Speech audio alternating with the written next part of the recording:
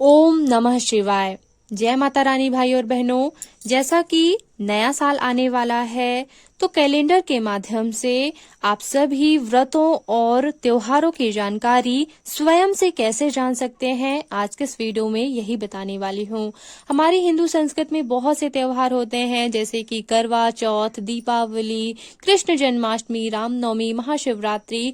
सभी व्रतों की जानकारी आप स्वयं से कैसे पा सकते हैं। कई बार मतभेद हो जाते हैं, कोई भी त्योहार हम 9 तारीख को मनाएं कि 10 तारीख को मनाएं, सभी लोग कोई 9 को बता रहे, कोई 10 को।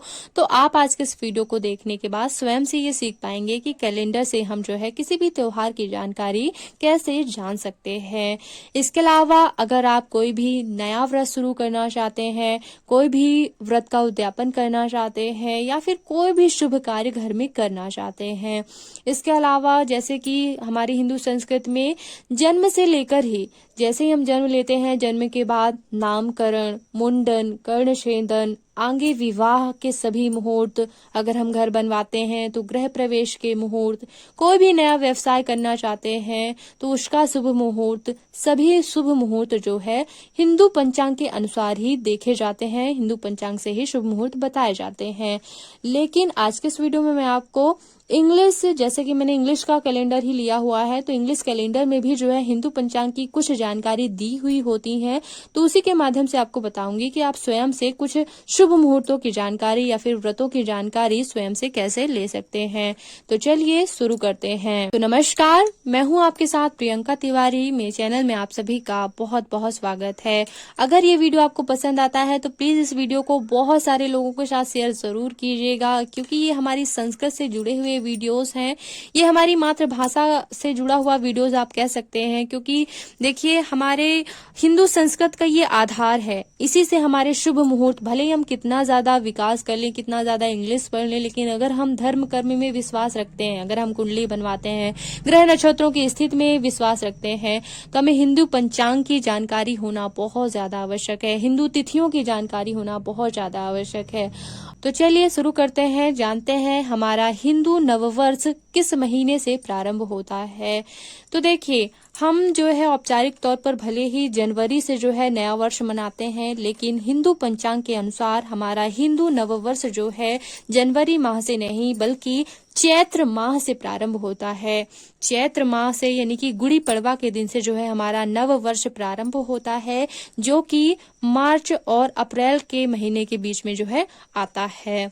ठीक है, और मैं आपको पूरे 12 महीनों की भी जानकारी दूंगी। सबसे पहले हम जान लेते हैं कि ये जो मैंने 12 महीने लिखे हुए हैं, चैत्र, बैसाख, जेठ, आषाढ़, तो ये 12 महीने जो है इस इंग्लिश कैलेंडर में कहाँ पर लिखे होते हैं। हम कैसे इस इंग्लिश कैलेंडर के माध्यम से भी जान सकते हैं कि हमारा हिंदू पंचांग के अनुसार कौन सा महीना चल रहा है। तो देखिए, आप कैलेंडर पे देख पा रहे हैं, ये जनवरी लिखा हुआ है। जहां पर भी इंग्लिश महीना लिखा होता है वहीं पास ही जो है हिंदी से भी देखिए, इसमें हिंदी से भी पौष और माघ मास लिखा हुआ है, पौष ऑब्लिक माघ मास लिखा हुआ है। तो जहां पर इंग्लिश का महीना लिखा होता है वहां पर ही थोड़े से छोटे अक्षरों में जो है अपना हिंदू पंचांग का महीना भी लिखा होता है। मैं आपको दूसरे महीनों में भी दिखा देती हूँ कि कहाँ पर जो है लिखा होता है, बड़ा ही स्पष्ट जो है लिखा होता है हमारा हिंदू पंचांग का महीना भी।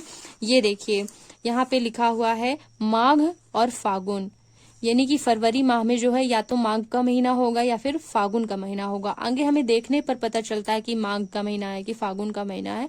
आगे मैं आपको विस्तृत समझाऊंगी कि ये ऑब्लिक क्यों लगा हुआ है। चलिए अब मैं आपको हिंदू पंचांग के अनुसार 12 हिंदी के महीनों के नाम बता देती हूँ। तो आप इस पेज का स्क्रीनशॉट ले लीजिएगा और पूरे इन 12 महीनों को याद जरूर कर लीजिएगा, क्योंकि ये केवल आपके लिए ही नहीं है, आगे आने वाली पीढ़ी हमारी संस्कृति को पूरी तरह भूल रही है, तो उसे भी याद दिलाना जरूरी है। अगर हम नहीं सीखेंगे तो आगे जानकारी कैसे देंगे। तो आप इसका स्क्रीनशॉट लेकर याद जरूर कर लीजिएगा। सबसे पहला महीना होता है चैत्र। चैत्र से नव वर्ष प्रारंभ होता है, इसको चैत भी बोलते हैं, और गुड़ी पड़वा से जो है प्रारंभ होता है। तो मार्च और अप्रैल के बीच में जो है चैत्र का महीना आता है। दूसरा महीना होता है वैशाख का महीना, जो कि अप्रैल और मई के बीच में आता है। तीसरा महीना है ज्येष्ठ का महीना, जो कि मई और जून के बीच में आता है। चौथा महीना आषाढ़ का महीना, जो कि जून और जुलाई के बीच में आता है।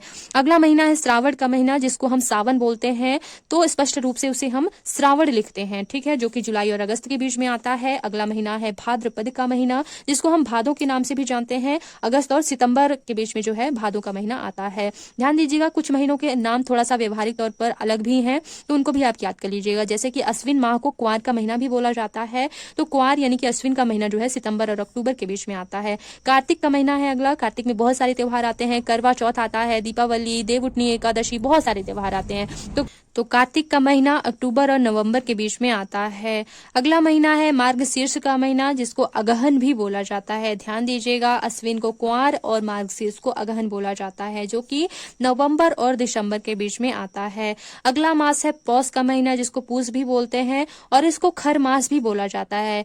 तो खर मास क्या होता है? खर मतलब होता है दुष्ट, दुष्ट मास आप कह सकते हैं। तो इस मास में जो है कोई भी शुभ कार्य नहीं किए जाते हैं। विवाह, मुंडन, कंछेदन सभी चीजें जो है प्रतिबंधित होती हैं। शुभ मुहूर्त नहीं माने जाते हैं। पौष के महीने में कोई भी व्रत या उद्यापन भी नहीं करते हैं लोग। तो ये याद रखिएगा, पौष का महीना जो है दिसंबर और जनवरी के बीच में आता है। अगला महीना है माघ का महीना, जो कि जनवरी और फरवरी के बीच में आता है। और फिर अंतिम महीना है फागुन का महीना, जो कि फरवरी और मार्च के बीच में आता है। तो देखिए, ये मैंने आपको हिंदी पंचांग के अनुसार हिंदी महीनों के बारे में जानकारी दी। अब हम तिथियों के बारे में बात करेंगे, लेकिन इसके पहले हम जान लेते हैं कृष्ण पक्ष और शुक्ल पक्ष के बारे में। तो देखिए, जो इंग्लिश का महीना होता है वो 30 दिनों का या फिर 31 दिनों का एक महीना होता है, लेकिन जो हिंदी महीना होता है वो एक महीना 2 पखवारों में बटा हुआ होता है, यानी कि 2 पक्षों में बटा हुआ होता है। तो इसमें 15 तिथियों का एक समूह कृष्ण पक्ष कहलाता है और 15 तिथियों का दूसरा समूह शुक्ल पक्ष कहलाता है। अब कृष्ण पक्ष और शुक्ल पक्ष क्या है? शुक्ल पक्ष और कृष्ण पक्ष ऐसा है कि देखिए, जब चंद्रमा घट रहा होता है, देखिए जब चंद्रमा पूरा है, फिर घटते घटते घटते घटते वह 15वें दिन जो है समाप्त हो जाता है, तो अमावस्या आ जाती है, काली रात्रि आ जाती है। तो इसे कृष्ण पक्ष कहते हैं। चंद्रमा पूरा घटते घटते घटते जब समाप्त होने लगता है। और शुक्ल पक्ष किसे कहते हैं? जब चंद्रमा बढ़ना शुरू करता है, खाली से ये देखिए बढ़ते बढ़ते बढ़ते बढ़ते जो है 15वें दिन जब वह पूरा हो जाता है, तो यह पूर्णिमा कहलाता है। तो इस तरह से जब चंद्रमा बढ़ना शुरू करता है तो उसको शुक्ल पक्ष कहते हैं। मैंने बहुत ही घटिया तरीके से चित्र बनाया हुआ है, लेकिन मैं चित्रकार नहीं हूं, तो आप लोग समझ लीजिएगा, समझने के लिए ही बनाया हुआ है मैंने। तो इस तरह से 2 पखवारों में बटा हुआ होता है। इसके अलावा हिंदी महीने में क्या होता है कि जरूरी नहीं कि हिंदी महीना हमारा 30 दिनों का ही हो। ज्यादातर हमारे हिंदी महीने जो है 27, 28 या 29 दिनों के ही होते हैं। ऐसा क्यों होता है? ऐसा इसलिए होता है कि देखिए, तिथियां तो 15-15 ही होती हैं, लेकिन कभी कभी क्या होता है कि कई तिथियां एक ही दिन पड़ जाती हैं। 2 परिस्थितियां बनती हैं। जैसे कि कभी कभी होता है, मान लीजिए 17 तारीख है, तो 17 तारीख के दिन सप्तमी तिथि भी पड़ जाती है, अष्टमी तिथि भी पड़ जाती है, और कभी कभी 3 तिथियां भी एक साथ पड़ जाती हैं। शास्त्रों में ऐसा भी वर्णन है कि एकादशी, द्वादशी और त्रयोदशी तिथि अगर एक ही दिन पड़ जाए तो ऐसा व्रत बहुत ही ज्यादा फलदायी होता है। तो मतलब 3 तिथियों का भी एक दिन हो जाता है। तो ऐसे में महीना घट जाता है, फिर 27 दिनों का ही महीना हो जाता है। तिथियां रहेंगी लेकिन दिन जो है घट जाते हैं, और ये दिन जो है घट घट करके फिर पूरा एक महीना बन जाता है, जिसको पुरुषोत्तम महीना कहते हैं। एक महीना बढ़ जाया करता है 3 साल में। जैसे कि हमारा 3 साल में जो है फरवरी कितने दिन की हो जाती है? 29 दिनों की हो जाती है फरवरी। उसी तरह से हमारा 3 साल में, चौथे साल में हमारा एक का एक पूरा महीना बढ़ जाता है, तो उसको पुरुषोत्तम महीना कहते हैं। ठीक है, पुरुषोत्तम महीना कहते हैं। और कभी कभी परिस्थितियां ऐसी भी होती हैं कि जैसे कि मान लीजिए एकादशी तिथि वो 2 दिनों तक पाई जाती है, यानी कि 18 तारीख से सूर्योदय से इसका प्रारंभ होता है और 19 तारीख को दोपहर में समाप्त होती है। तो 2 दिनों में एकादशी तिथि पाई गई, तो ऐसे में महीना बढ़ जाता है, तो फिर 30 दिन पूरे हो सकते हैं।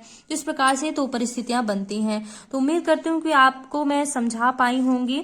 देखिए, आप अच्छी तरह से देख लीजिए, कभी कभी बहुत सारी तिथियां एक ही दिन में आ जाती हैं और कभी कभी एक तिथि 2-2 दिनों तक रहती है। तो इसमें जो है ऐसा नहीं है कि 30 ही दिनों का महीना होगा। ये हमारे जो है पंचांग पर ही निर्भर करता है। हम पंचांग देखकर ही जान पाते हैं कि तिथियां बढ़ रही हैं या घट रही हैं। कोई भी महीने का आप उदाहरण ले लीजिए, जैसे कि वैशाख का महीना आप ले लेते हैं अगर, तो सबसे पहले किसी भी महीने में कृष्ण पक्ष आता है। कृष्ण पक्ष के 15 दिन यानी कि 15 तिथियां आती हैं। फिर शुक्ल पक्ष के 15 दिन यानी कि 15 तिथियां आती हैं। मैं आपको कैलेंडर के माध्यम से बता देती हूँ कि तिथियां हम कैसे देख सकते हैं। जैसे मैंने आपको उदाहरण दिया था कि कभी कभी जो है एक ही दिन 2-2 तिथियां आ जाती हैं। तो देखिए यहाँ पास जो है एक ही दिन 2 तिथियों का उदाहरण यहाँ पे आप देख सकते हैं। 26 तारीख के दिन जो है 10वीं और 11वीं तिथि जो है एक ही दिन बताई गई है। ये 10 और 11 आपको हिंदी से भी जो है गिनती सीखना पड़ेगा। यहाँ पे हिंदी गिनती लिखी हुई है, ध्यान से देखिए। यहाँ पे लिखा हुआ है फागुन कृष्ण पक्ष 10वीं और 11वीं तिथि जो है एक ही साथ है। बाकी पूरी तिथियां कहाँ लिखी होती हैं, ये तो इंग्लिश से लिखा हुआ है। सब तिथियों के नाम देखिए, ये 5, 6, 7, 8 ऐसे ये छोटे अक्षरों में देखिए लिखा होता है। यानी कि माघ शुक्ल पक्ष की 8वीं तिथि है।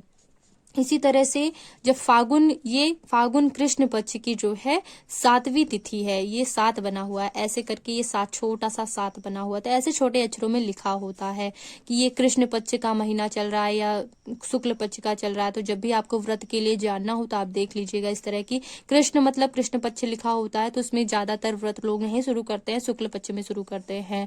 तो अगर आपको फागुन का महीना चाहिए तो फिर अगले महीने आपको देखना पड़ेगा। तो अगले महीने में जो है आपको फागुन का शुक्ल पक्ष मिल जाएगी। ये देखिए अगले महीने आपको फागुन का शुक्ल पक्ष मिल जाएगा। शुक्ल पक्ष का 5 है, छठ है, तो इस तरह की तिथियां आपको मिल जाएंगी। अब मैं आपको अगर तिथियों के नाम भी बता देती हूँ जो हिंदी में हम लिखते हैं।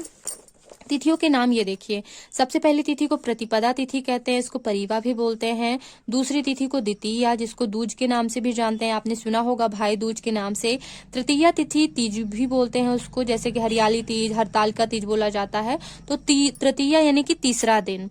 चतुर्थी यानी कि चौथा दिन, आपने सुना होगा करवा चौथ, तो उसको चतुर्थी तिथि बोलते हैं यानी कि चौथा दिन। पंचमी को पांचे भी बोलते हैं, षष्ठी को छठ भी बोलते हैं, 7वीं तिथि को यानी कि 7वें दिन को सप्तमी बोलते हैं, 8वें दिन को अष्टमी, 9वें दिन को नवमी, 10वें को दसवीं और 11वें दिन को एकादशी बोला जाता है, 11 भी बोला जाता है। 12वें दिन को द्वादशी या दुआस भी बोला जाता है। 13वें दिन को त्रयोदशी यानी कि 13 भी बोला जाता है और 14वें दिन को चतुर्दशी बोला जाता है यानी कि 14 और 15वां दिन या तो पूर्णिमा होगा या फिर अमावस्या होगा। तो इस तरह से तिथियों के नाम है। मैं आपको अगर आप कमेंट करके बताएंगे तो मैं आपको जो है हिंदी से गिनती भी सिखा दूंगी, तो आप गिनती देख करके जो है जान पाएंगे कि कौन सी तिथि किस दिन है। जैसे कि इसमें देखिए कैलेंडर में तिथियां तो दी हुई हैं, माघ शुक्ल पक्ष और ये 8 लिखा हुआ है, बहुत से छोटे से अक्षर से 8 लिखा हुआ है। ये थोड़ा सा राउंड कर देती हूँ तो आपको समझ में आएगा। ये देखिए ये 8 लिखा हुआ है, ये इधर 9 लिखा हुआ है। तो हिंदी की गिनती भी अलग है जो कि मैं आपको अगर अभी ही बता देती हूँ। चलिए ठीक है, गिनती आप देखिए ऐसे लिखा होता है 1 यानी कि ये पहली तिथि 1, और दूसरी तिथि जो है 2 की तरह ही लिखी होती है ऐसे, तीसरी तिथि ऐसे लिखी होती है ऐसे, चौथी तिथि लिखी होती है ऐसे, मेरी पेन भी नहीं चल रही, चौथी तिथि ऐसे लिखी होती है और पंचमी तिथि जो है ऐसे लिखी होती है पंचमी तिथि, और षष्ठी तिथि ऐसे लिखी होती है। 3 की उल्टी षष्ठी तिथि यानी कि छठवां दिन जो है ऐसे 3 का उल्टा लिखा होता है।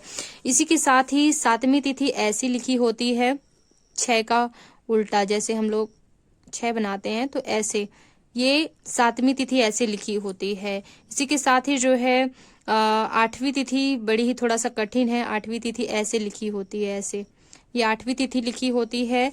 और इसी के साथ ही जो है 9वीं तिथि हमारी ऐसे लिखी होती है। छठ और 9 में कोई ज्यादा अंतर नहीं लिखा रहता है। ये देखिए ये 9वीं तिथि ऐसे लिखी होती है और 10वीं तिथि ऐसे लिखी होती है ऐसे।